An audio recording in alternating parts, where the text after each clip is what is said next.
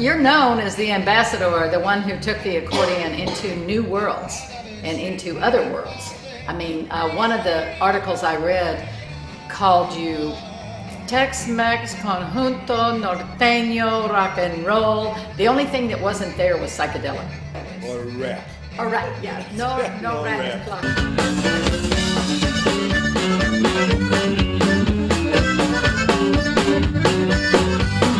You know, I think you just work on your concept a little bit, you know, work on a concept. And I'd be like, what the hell is he talking about? Work on a concept, you know, and I wanted to record with Folkways so bad, you know. Yeah.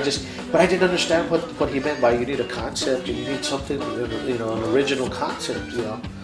So I didn't understand that. But after so many years later, it just everything kind of fell into place. Mm-hmm. And then when we were performing, after we got off stage, he says, Max, now you have a concept. Now you're ready to record with us. Sabes que te quiero y que nunca te he olvidado, te lo juro mi marina, nunca te olvidaré. Los vestidos claveles morados, ay cómo sufren los enamorados. Mamacita linda, ay nena Vicente, sácale un banquito para que se siente. I had my mother's blessing always. She would even make my costumes, my dresses and all. And I started touring at the age of 8 because I co-wrote a song and recorded Frijolitos Pintos, which means pinto beans. And I guess from the fact that that's what I grew up smelling in the morning at 5 a.m., my mom's refried beans, that, you know, I made this little song, my father helped, and it just, it was a smash hit, an overnight hit, and sold over 1 million records, that song. Ay nena Vicente, sácale un banquito para que se siente.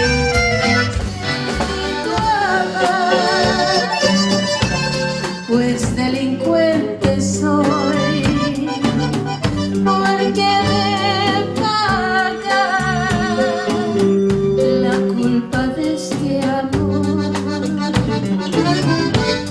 You know, what I consider Tex-Mex is Doug's song and Augie Meyer, kind of a mix of these like soul brother guys with the Mexican culture. Because my brother grew up he was in high school, he graduated from high school like in '62. And that was a time in San Antonio that was real special because there was discrimination.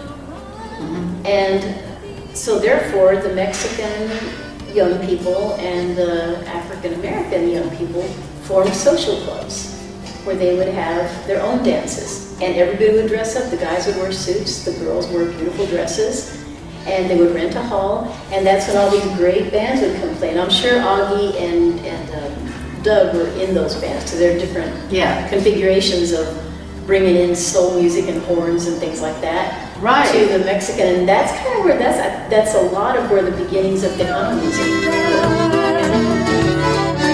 were.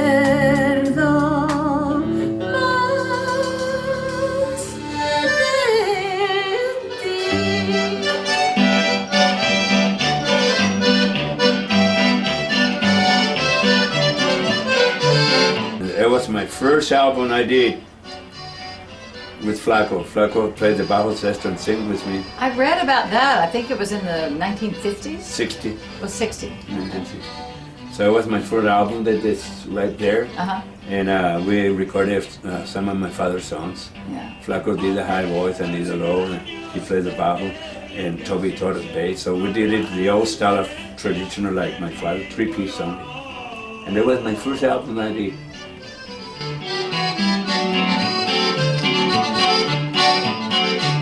Yo te quiero mucho si estoy a tu lado, si estoy